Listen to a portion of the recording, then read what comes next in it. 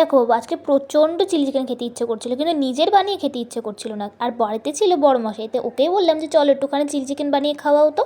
আর ও চটজলদি চিকেনটা অর্ডার করে দিল। চিকেনটা আস্তে আস্তে আমি এখানে সব কিছু কেটে কুটে রেডি করে নিয়েছি। আর চিকেনটা আস্তে আস্তে ধুয়ে আদা রসুন পেস্ট, শুকনো লঙ্কার গুঁড়ো, কাশ্মীরি লঙ্কার গুঁড়ো, আর হচ্ছে অ্যারারুট 2 চামচ, আর হচ্ছে একটুখানি ময়দা। বেশি ময়দা দিলে কিন্তু সেটা পুরো চিকেন পকোড়ার মতো হয়ে যাবে, কোটিংটা হালকা পাতলা হবে।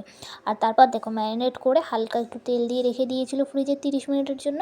তারপর তেলটা গরম করতে বসিয়েছি। তারপর এক এক করে সব চিকেনগুলো দিয়ে দিল। দেখো চিকেনগুলো কিন্তু বেশ লাল লাল হয়ে গেছিলো।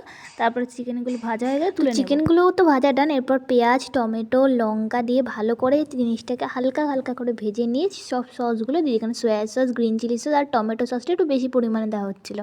তারপর কি নিজেদের স্বাদ মতো একটুখানি লবণ আর হালকা একটুখানি চিনি দিয়ে ভালো করে নাড়িয়ে নিয়ে চিকেনটাকে দিয়ে দিতে হবে। আর চিকেনটাকে দিয়েও একটুখানি নাড়িয়ে তারপর একটু জল দিয়ে গ্রেভিটা একটুখানি থকথকে হয়ে গেলে এবার রেডি আমাদের চিলি চিকেন। তো আমি চিলি চিকেন খাই, তোমরা এই রেসিপিটা কিন্তু অবশ্যই ট্রাই করো।